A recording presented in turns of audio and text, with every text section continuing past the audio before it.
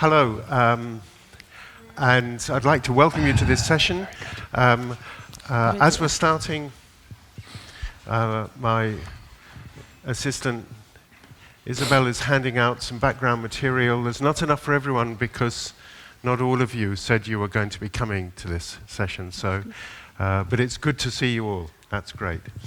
I should say at the outset that we're slightly short on time because the previous session overrun. We will try to end more or less when we said we would end. My name's Pete Robel. I'm a founding director of Science Business, and I'm really interested to know what these four people are going to tell us about open innovation and how it's proceeding. I listened very intently in the previous discussion to see how many times open innovation was mentioned, and I counted, I think, 1.5 times, something like that. But perhaps it was there as an undercurrent all the way through. We shall see. I'm going to start off by asking Bror Salmelin from DG Connect to talk about, from his perception of where open innovation is heading, perhaps where it's not heading as well, and what part it can play in the future of innovation within Europe. So, Bror, will you kick us off on this discussion? Yes, thank you indeed, and it's really a pleasure to be here. The document which you have been distributed is actually the first one, the white paper on Open Innovation 2.0. From 2013. And why Open Innovation 2.0? Well, I come to that a bit later. We in DG Connect are running an industrial group advising us on open innovation called Open Innovation Strategy and Policy Group. And you find easily more of what we have done by using whatever search engine with the abbreviation OISPG. That's a unique name, so again, dig into the literature we have provided. First of all, I'm happy that I haven't heard the word innovation too much, because it's a buzzword people are using actually quite loosely. Or then very, very strictly, because people, mainly academics, want to define what is innovation, what is not. For me, it's simply making things happen, and usually in a different way. So it's very, very important to make a distinction between idea and innovation, and really what is going on. And that is also stemming a lot in our actions and our, like we say, observations and recommendations by the industrial group.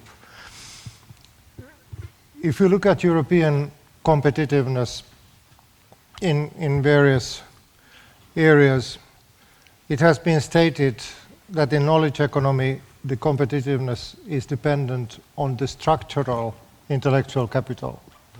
Not the intellectual capital per se, but structural intellectual capital. That is how well the different components are interacting with each other to produce something new. And that is one of the important elements of open innovation, as we see, to create these kind of collisions to ignite something new, and in a very, very high dynamics, very efficiently, in environments where the success rate is higher. So again, the speed, success rate, if we have that right in Europe, we will be very attractive for inwards investment, both intellectual and capital. And that is the essence. We need to have more to build upon. Of course, the gist to come out of the previous discussion was that we don't have that speed yet in Europe. Exactly, and there we come also to what was mentioned very clearly and explicitly in the first session, how we are using open innovation to create something new. New markets, new products, new services. And there we come to one important distinction why we speak about Open Innovation 2.0 instead of the Chessborough's Open Innovation. Mm-hmm. Because again, Chessborough's Open Innovation was more or less cross-licensing between organizations. with the leaking funnels, more or less leaking funnels. What we are stressing a lot is the people component, the quadruple helix components where you have public, private, people partnerships, where again the people component is a co-creative component of creating something new which is not yet there. In the opinion of ours in the group, we should focus a lot more in creating new to that kind of markets where there is not yet any competition. Because again, if we are, I would say, just improving products, just entering into something existing, we are playing a win-lose game. So again, it's really again to take more opportunities. And from that perspective, the different roles of the players in, well, you could stakeholders using Brussels jargon in the game is that the public sector very often, well, take an analogy of a boiling kettle.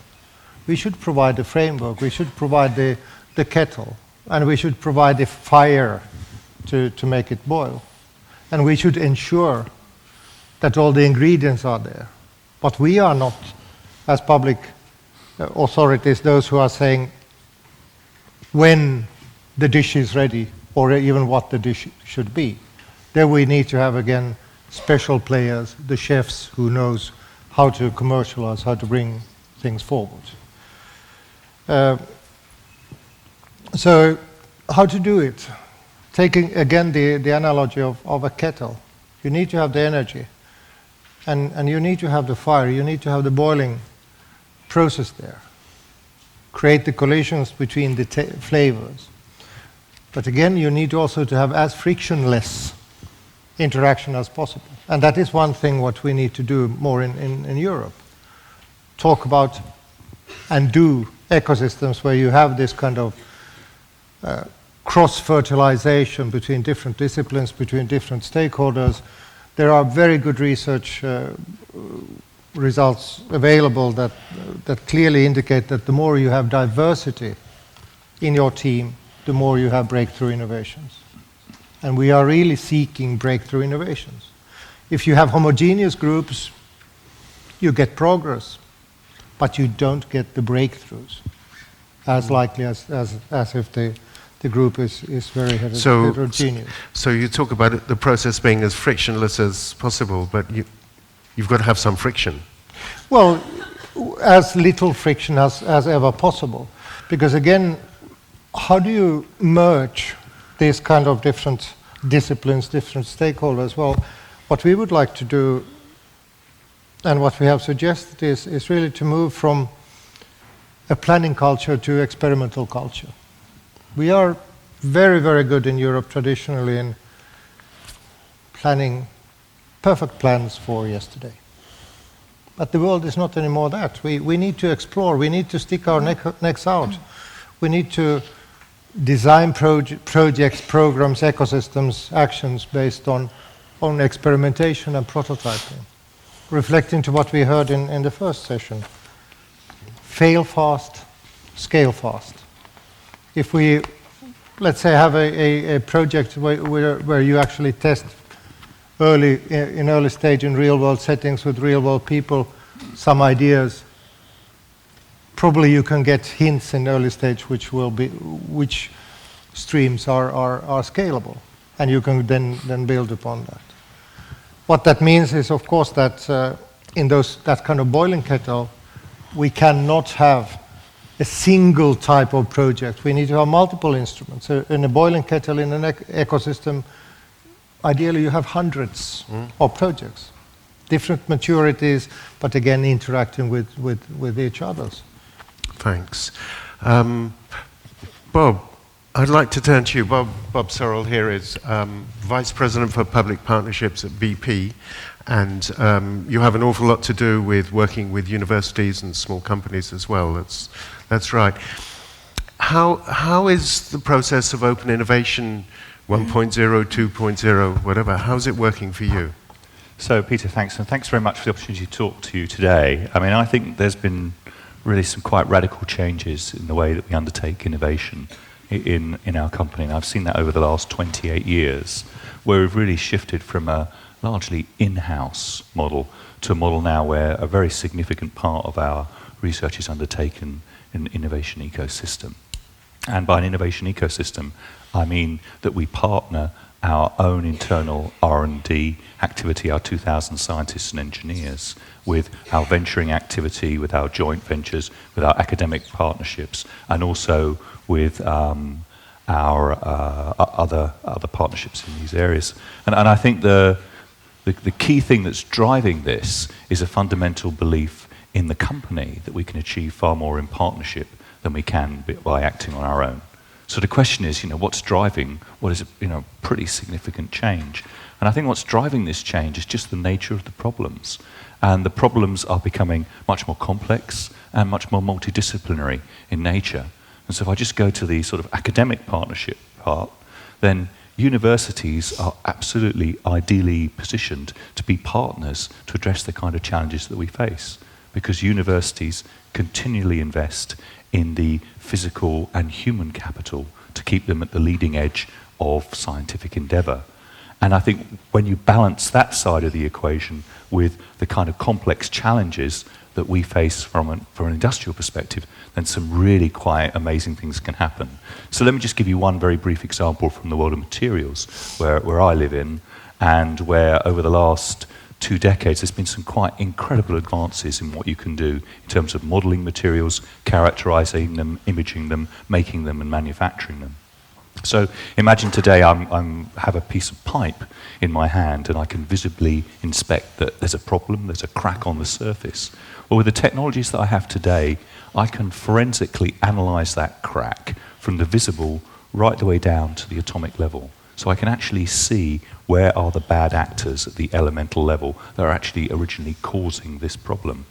And of course, that's very exciting, because if you apply that the other way around, it means that rather than just living with these problems, you can actually engineer solutions into the material and then follow as you scale it up into the finished product to see how those properties perpetuate. And therefore you can really significantly advance the development of materials. And that's just one example. But I think the game afoot here is broader than this, and we touched upon it a little bit in the first session. And that is because the challenges, materials, sticking with that example, doesn't just apply to the energy sector, where I come from, but it also applies to multiple other sectors. It applies to the transport, defence sector, nuclear sector. And I think the key thing that we are really beginning to tap into now is to see, well, how can we drive more cross-sector collaboration? Because again, the nature of these challenges are so large that you really need to apply a large resource to address them. And cross-sector has at least two principal advantages in my mind. The first thing is just having the conversation and describing your problem to someone from another sector. Their reaction often is, why are you thinking about the problem that way? Surely if I was you, I'd think about it like this. And those kinds of insights are just so powerful, and it immediately gets you out of being habituated into your problem and takes you to a different space. And so that's incredibly insightful. The second thing is, sometimes they can even have solved your problems. So let me give you a couple of quick examples. We've had a discussion recently with National Grid in the UK. They're responsible for the electricity and gas transmission system. So what do we have in common with them? Well, they have electricity pylons, we have offshore facilities, and both those facilities are exposed to the elements and therefore very, very prone to degradation and corrosion. And of course it's a hostile environment. We don't want people at height, we don't want people suspended off rigs, so how do we monitor and maintain those types of activities? And so, needless to say, National Grid and BP find common ground, because they're doing robotics, drones, high-quality imaging, algorithms to predict maintenance schedules, and immediately we identify some common ground there, and we can begin to share how we might work together. In another case, we can take the expertise with GE in the medical scanner world, where they're experts in producing medical scanners. We're experts at producing autonomous underwater vehicles and deploying them. When you bring those two things together, then all of a sudden you solve a problem that we have in the deep water, where we're trying to monitor pipeline integrity in 8,000 feet of water under several meters of silt. So those are the examples, but I think the principle that I would say behind this is how can we take the serendipity out of some of these connections? Because often at the end of the day, you've got to find them in the first place. And I think the big challenge for cross-sector and for working with universities, because universities don't come with a guidebook either, is how do you knock the serendipity out of the equation so you can identify where the real opportunities are, because that's where the greatest potential, I think, for innovation lies. And with that, I'll just stop. Just one quick question here. You talked about universities being ideally placed for this. Are they all ideal at doing it? So I think that's a very good question. I think the universities that are successful at doing this realise that they can't be experts in all areas, and so the ones that we experience that are very good are the ones that bring partnerships together and naturally form them from other universities and recognise there's more to be done by collaborating with each other than there is by competing against each other and duplicating resource. And those types of partnerships are incredibly powerful, and they're very good for the university partners as well. Okay. I'll move on to Irene next. Irene Lopez de Vallejo is R&D director of the superbly named Digital Catapult. It's a wonderful image. But you work a lot with universities as well, of course, don't you? A great number in the UK. I'm not sure about outside the UK, but it's within the UK. So what's your experience been here on this? Actually, I think it was a very good introduction to the couple of things that I'm going to highlight today in the panel. Broad's introduction to open innovation from a European perspective, from the DigiConnect perspective, and actually to picking on a couple of your points, serendipity and collaboration, creating the right conditions for those two things to happen, I think are at the bottom of open innovation, to happen innovation and new idea creation happening. So the Digital Catapult is part of the Catapult network in the UK, and for those of you that don't know about us, we are a research and technology organization, and we work on applied research around data problems, and specifically closed and proprietary data. So when we do open innovation, we do open innovation around data sharing. Being that limited part of the digital economy, it is still quite wide. And the approach we take to open innovation, and because the title of the panel today was Open Innovation, What Works, what we are testing, and we see it's working, it's combining a bottom-up and a top-down approach. And these are not buzzwords. The bottom-up approach is actually working with companies, with industries that have problems, that want to find out something about their own businesses, that want to change something, that want to digitize the companies, and actually breaking that problem into small pieces, so helping them out to single out areas of work where they can improve. How do they know they need to come to you, by the way? They come with a problem. They usually don't know what they want to do. They say... but how do they know they need to come to you? They usually have their own internal processes. They identify some need that has to do with I just mean ICT digital. What makes you visible to them? I mean, obviously they have an appreciation that they have a problem that needs a solution, but how have you made yourself visible to that community? We are very active in talking to industry and going out there and talking to communities, digital communities, SME communities, large corporates. And so we go and talk to them, they talk between them, and then... So you're creating the collisions that yes. Bro was talking about. So, carry on. Sorry, thank you.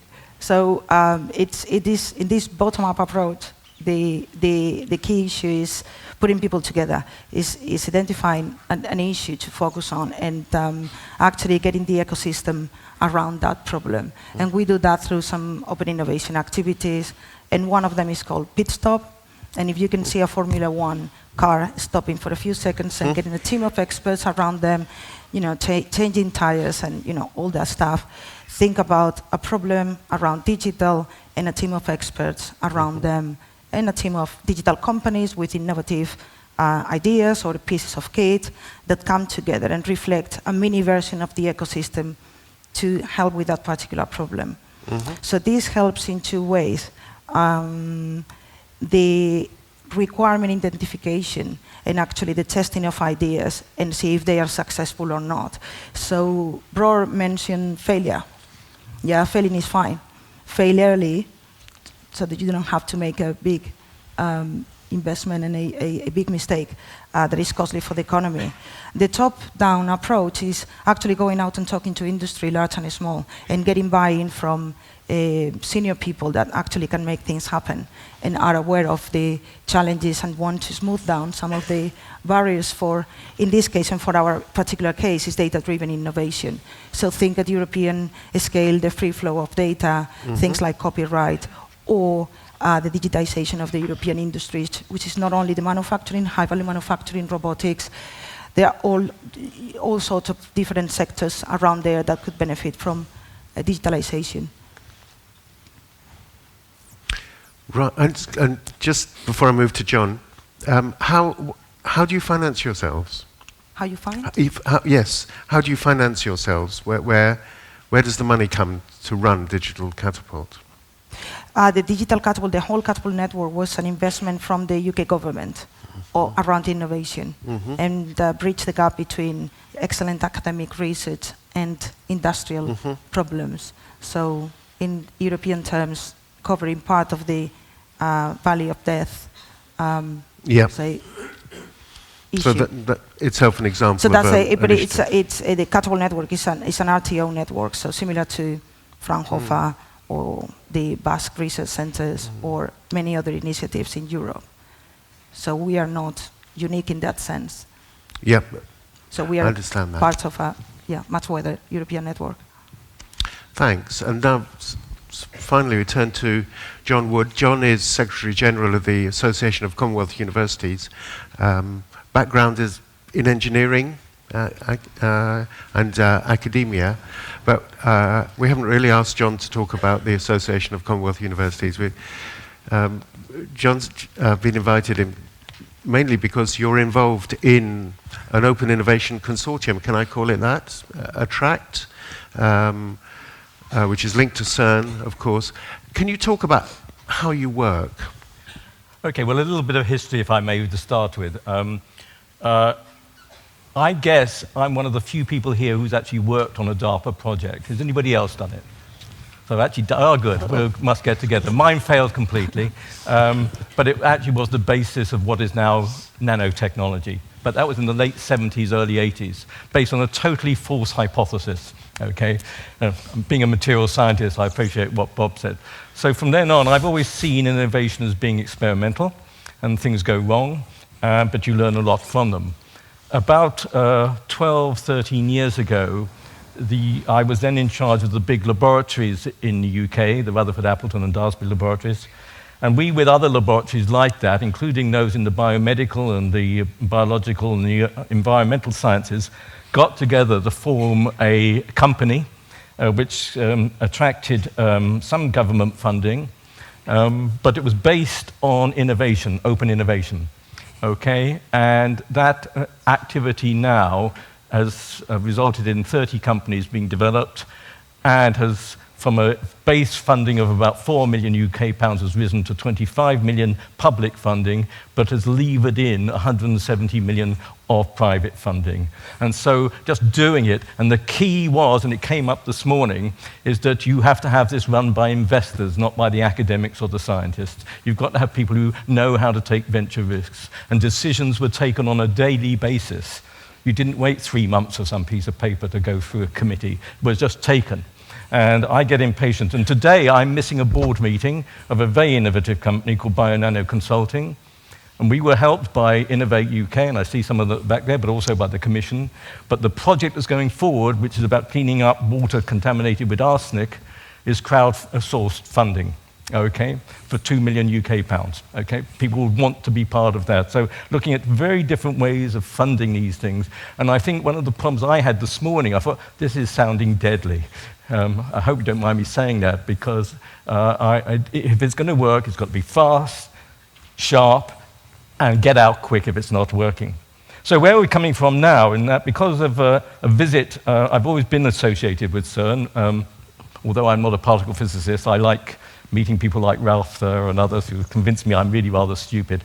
But I got a few other good things. And I took a bunch of financiers and lawyers to visit CERN about 2.5 years ago, I think it was. And the person organizing the visit used to work for me. And she said, we're going to meet in the canteen. I said, why the canteen? I've always met in the DG's dining room, come on. These are important people. And says, anyway, we went and we saw detectors, we saw the accelerator. Afterwards, I said to these guys who were senior people, bankers and the like, I said, what impressed you? And they said the canteen. And it was where the people met. So I adopted this phrase, it's not the Large Hadron Collider, it's a Large Human Collider. And that was what came up from Richard this morning. We're talking about the crossroads. Collisions are where these things happen. And that's where open innovation comes in. Because about the same time, about 12 years ago, the research director of Philips in Eindhoven phoned me up and said, come on over, we want to benchmark, and we want to share with you what open innovation is all about. And so we adopted this approach. And subsequently, the project that Peter just asked about, the Attract project, leaflet in your pack, it has arisen, which is not just about CERN, it's about large labs around Europe suddenly realizing that they have a role to play in open innovation, coupled with 2 universities, the Sadi Business School in Barcelona and Alto that you heard from Tula this morning. And basically, it's a prototype of what we see to be the European Institute of Innovation. Innovation Council, sorry, I have to remember which E's and I's are there, but actually just bringing this together. You heard from Sergio this morning, who's chairing the science board.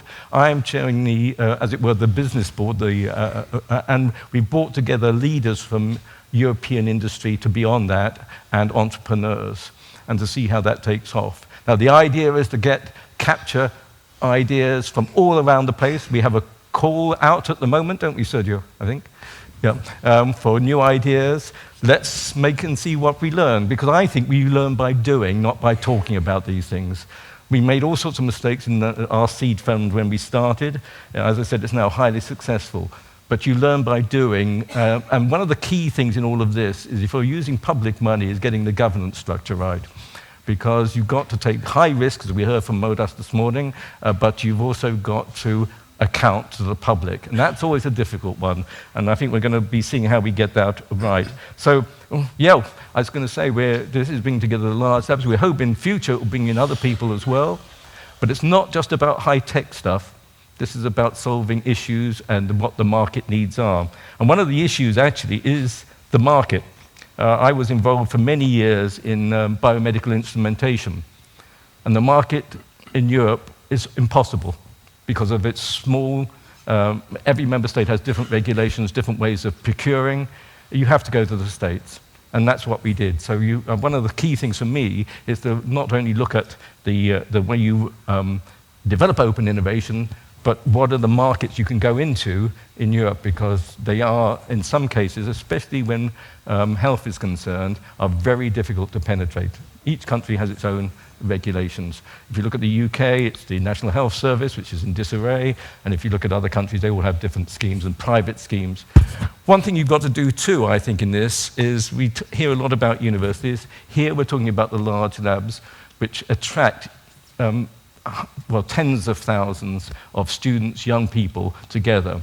Let's just nucleate. I'm a material scientist. You change the structure of a material by nucleating and growing. Here is an example of nucleation. Okay, it doesn't just happen, and so you've got to nucleate these things. I must admit, one of the questions that comes up is, what do you do about IPR? What do you do about rewarding scientists? I think what was said from ETH this morning is entirely right. You must not do this to make money. You do it to create jobs, because jobs pay taxes, and that's where the money comes from back to the... How do you reward the individual? We had a reward system that was based on the team, but the individuals didn't get the money. It was a team that got the money to reinvest in new ideas. Shut up. Okay. I know Irene dying to get in. Very good question. What do you think about getting designers and artists into research labs? Perfect. I had an artist in residence and a composer in residence, and I know at CERN and other places they do the same. I think it was Sergio, it was somebody like you, Sergio, who said he wants physicists to think like poets. I think it was it you? And I totally agree, because I think you do need to think right outside the box. Now, the key problem for me is that I only know about technological open innovation.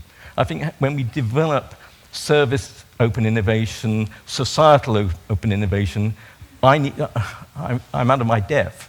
And I think we need, as a group, to think about what we can do, because the big companies in the States, the Amazons, the Googles, are social innovation. It's not technology, well, although there's technology underneath it. Because one of the lessons from you're talking about the importance of canteens, and partly in reference to Google and Facebook, is, of course, the requirement for a chef in residence as well, isn't it? Sorry? A chef in residence. That's that good food attracts people into the canteen. Yes. That was certainly the view when I visited EMBL in Heidelberg. They wanted to make sure theirs was the best canteen on the hill, so that everybody went there, stayed there, chatted together. Yeah, that's exactly. Oh, sorry, I have to piss these things off. I need some innovation here. It's a headhunter, by the way. When I was at the Rutherford, we did a survey of canteens around Europe, actually. And I remember visiting CERN and ILL, ESRF, because the French had told us unless we had the best food, they weren't going to come and use our synchrotron. Okay. But yeah, I had a master planner come in, and he said, the thing to get right about your labs is not where the labs are, it's where the footpaths are. He said, critical are the car parks. Who do you meet on the way in? Where's your coffee room? And making sure when you went, as in the canteen at CERN or any of the other places, you will hear a plethora of languages, impassioned people, because people with good ideas are like this, not so dull bureaucrats. Sorry, John, apart from you. But there's passion there and scream. And let me just share one rule with you. This is more certain than Einstein's general relativity. 1/3 of academics love working together, 1/3 can be bribed with money, and 1/3 will never work together. Go with the flow. Don't try and make everybody being an innovator, because it won't work. Obviously, you can construct a research institute, so you've got the right canteen, the right car park, the right paths, the right this, the other. How do you put that model into Europe? So, Bror, I just want to come to you. You talked about PPPP, and the fourth P being people, public-private people partnerships. How do you get people together at a European level? Well, I would here add a couple of P's more, because again, what I think is really important is to look at the ecosystem consisting of purpose. So again, it's all about purpose-driven organization, purpose-driven people meeting each other's to drive common agenda forward. And that relates to one of your remarks when looking at open innovation. It is a merger of societal, technical, behavioral, all those, I would say, changes. What I want to highlight now is due to the technological transformation towards Internet of Things, clouds, open data, etc., we have a unique window of opportunity to make the societal transformation happen in sync with the technical transformation, if we really take all the players on board. And in this context, I would again elaborate the ecosystem a bit further as a challenge also to our academic institutions or research institutions. We need new professionals. We need new professions. Yes, I agree. It's not about controlling or managing organizations, it's about orchestrating. How to make everyone play the same tune at their maximum skill. It's about new professions like bridgers, who are bridging the different disciplines together, well, causing the positive collisions. It's about curators, who are taking care of consistency of certain areas, not necessarily disciplines. Like a curator in art exhibition, who has a certain theme and ensures that the content is consistent for bridgers to bridge.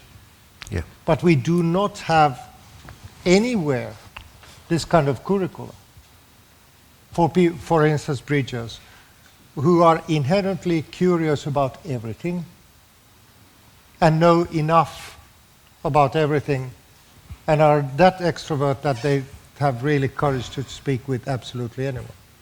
Where do we find these kind of people to actually make the ecosystems as frictionless as possible? Bob, I know you want to come in, so I'm just going to bring you in now, and then I'd like to open it out a little, as time permits, to you in the audience to see what questions you might have. So, Bob. So I'll be very quick because you've listened to us enough. So I think there's this, for me, there's a balance between technology push and market pull. And I think the key thing from my perspective is we have some really good ownership about what the problem is and connect that up with the people who have the opportunity to actually resolve that problem. Otherwise, what you have is claims for the latest piece of science to be able to solve everything, whereas the practitioners in the field know that it will not work. And equally, you need to have the challenge from the academics to say, well, actually, you're just stuck in your thinking and you need to get out of that box and into a new box. And unless you have that engagement, then the two sides of the equation simply don't balance. And I think for the work that we do, we're very key that we have a mentor inside our organisation for every project to keep us honest, who owns and lives with that problem every day, but equally, to go to your point, is sufficiently open-minded that they can be challenged to say, actually, I'm just not thinking about this problem in the right way. And so maybe they look at alternative approaches as well. So a mentor in every project? Yes, every project we have, we insist we have a mentor.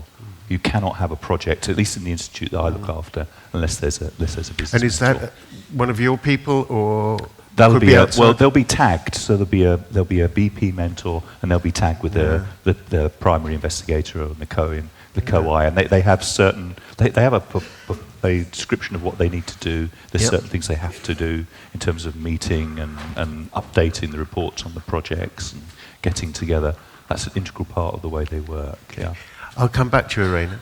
But first of all, are there any questions from you, from the audience? Or points you want to make? There's one over there. Who's got the mics? One over there?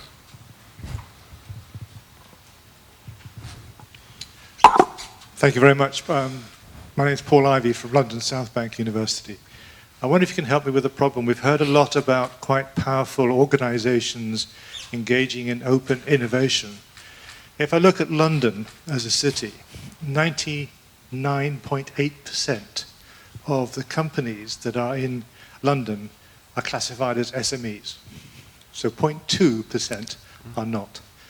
And so can the panel help me with an environment where we have thousands, hundreds of thousands perhaps, of low-scale, small interactions forming a quite chaotic and viral infrastructure that doesn't fit into the formal networks, the formal labs and everything else, because that really is the essence of what a major city like London is. And I'm trying to think about that in the context of an open innovation ecosystem. Are there any other questions yet? Don't worry if you haven't. My panel here is perfectly capable of filling up all our time and more. But I said I'd come back to Irene first. Irene.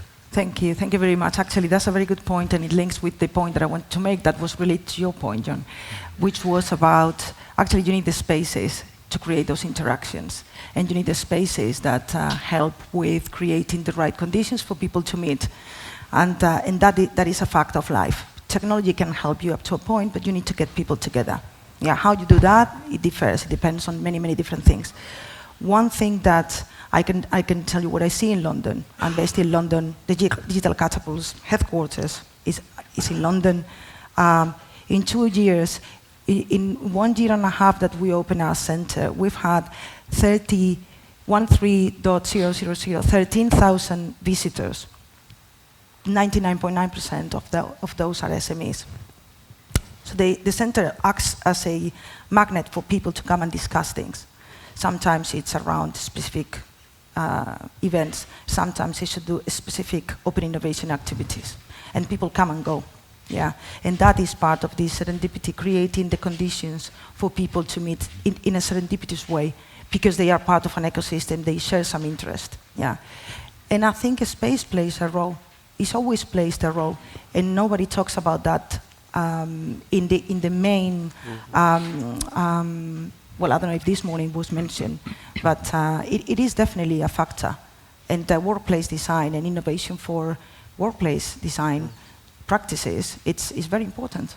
Not only in research labs, in companies as well. John, and then we've got another question from the floor. I think this is a very interesting question, one that I've been involved in all my life, and the company I'm missing the board meeting of is in London, next door to King's Cross Station. If you're there, probably has 6 people working. One of the companies I used to consult for over 20 years, when it started, had 4 people. None of them were scientists, and yet they used me as the go-between to talk to Rolls-Royce, to Johnson Matthey. We set up projects which were highly technical.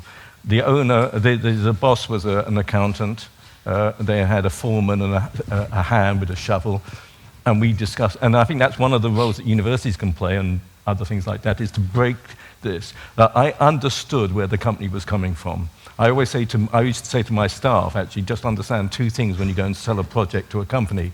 Know what the share price is and the P/E ratio is, and try and get an interest of the owner or the boss. That shows you're interested in the company. It's not trying to sell your research. Then you have the right to share things. But yes, you're right. I mean, I think one of the things universities should be doing is encouraging their staff to be involved in that way. I negotiated with I worked with 4 universities. I always negotiated that I was only working for the university for 80% of my time. The other 20% I could double my salary by helping people. When I was head of engineering at Imperial College, some of my staff there quadrupled their salaries at weekends. So it's also an incentive as well. But it is incumbent upon those people, you talked about brokerage, I think, to understand what the business is about, not about what you're trying to sell to them, because that's totally the wrong way. I've come with a solution, as you said, Bob, to meet all your needs. Rubbish. When I sat on one board, again for 18 years, the managing director always used to say to me, "Great idea, John, but is there a business here for us?" And that is one of the critical questions you have to ask, actually. Is the market, is there a business? Monica, you had a question. Yes, hello, Monica Dietl from the COST Association. COST stands for Pan-European Cooperation in Science and Technology. And precisely what COST is offering is the platform to create the ecosystem you're talking about, and to help SMEs to join and meet together, and to meet with universities on other type of scholars or experts. And it's on a totally bottom-up base. That means that the individuals decide to meet together and to connect together, and it's about the canteen. I mean, they create the environment where they can sit at the canteen. I mean, it's symbolic what I'm saying, around a table and discuss in a very open manner without any kind of constraints about the needs of one and the others. And of course, it allows to connect private with business. It allows to go for interdisciplinarity very largely on a totally open manner. So the problematics is, do we have enough means to precisely develop this kind of platforms which exist, or to increase the number of those networks in the near future? It goes in the sense of what the Commissioner said this morning, it's open innovation, open science, and open to the world. Thank you. Bro. Well, just a comment on the previous. What is really important is to see that the granularity of innovation, when we are applying open innovation, it has changed. It's really that the single individual in our different simultaneous roles is the innovator and can come to the common palette of ecosystems. What is important, and that is what we haven't had time to speak about, is the power of crowds. Because again, what we often do, and that is, well, due to our behavioral patterns, when we are trying to solve a problem, we ask the experts. We get the very good convergence of the solutions proposed.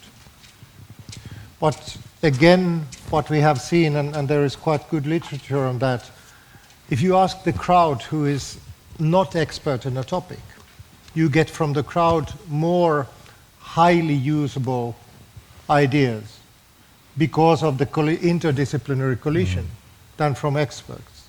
Because experts are looking at the field with the rear view mirror and not ahead.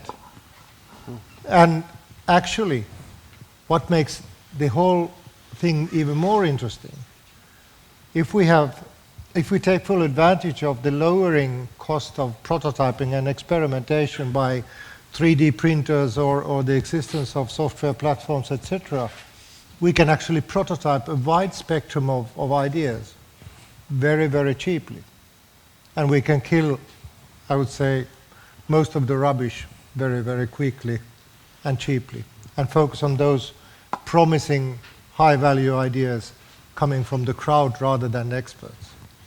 So that's why we need to have those kind of meeting places, fab labs, maker spaces, well, public libraries in the new form, where you can do hands-on all kinds of things, irrespective of your size of the company. So really the granularity is going down. Not all, sorry to interrupt, innovation happens in that way. So fab labs and physical spaces to make things, those are great, but they don't serve all purposes of innovation. There is a part of which is exchange of ideas, and actually this is the intangible. You mentioned this before. This is the intellectual capital that is produced. Well, just a comment. I think we've had a really fascinating discussion focusing really on the climate for open innovation. I'd like to finish by asking a question that's upmost in my mind, maybe not in yours. We had a whole session before about the European Innovation Council, which hardly mentioned open innovation, and I'm the only person who's mentioned the European Innovation Council in this discussion. So, by way of a finale, if there's one thing the European Innovation Council could do to help open innovation specifically, what would it be? Who wants to come in first on this? I think it would just, going back to the SME question, I think it would just be to simplify the landscape and also remove some of the redundant and restrictive regulations that sit out there. And again, from materials world, I'll give you an example. If you want to put a new ladder on a ship's bridge, you have to galvanize it, which is kind of a problem if you're trying to introduce a new material that's not, metal-based. John? Well, let me say, although I was a bit critical, I actually am in favor of the European Innovation Council. The key, though, is to act fast, act quick, and take risks. And I wonder whether that's feasible within the European Commission. If it isn't, you can forget it. Irena, I'm going to leave Broad to answer that at the very end, but Irena. I would just say again, creating the right conditions for people to meet and create those sparks is important, whether it's in fab labs or just around ideas and creating marketplaces for ideas, which is difficult, but should be, I think, the focus of the Council. And Broad? Well, first of all, I think it's important that something which is created is something what we all feel is ours and where we feel comfortable with. The biggest challenge is that we are creating something which has guts to drive forward, guts to show a vision, not illusion, and really guts who are enabling us to take managed risk, not stupid risks. And again, linking to what you said, Pete, it's about societal technical transformation, and what I would like to see there is experimentation. Experimentation also regarding legal and policy frameworks, because again, we don't know about the future. Why should we always regulate a priori based on the worst case scenario. Couldn't we actually do those experiments and see where the pain points are and then only interfere into those regulatory measures? That is very much what our Chief Innovation Officer, Robert Madeleine, has also said in public. Yeah. Do experiments also including regulation to see where the pain points are. If we can get that with the Innovation Council, that kind of mentality, then we are far. Thanks, Bror. And I think the take-home message there is be innovative with innovation as well. Well, I'd like to thank the panel very much for a really interesting discussion. I think it's been great having you here, so thank you very much. Thank you.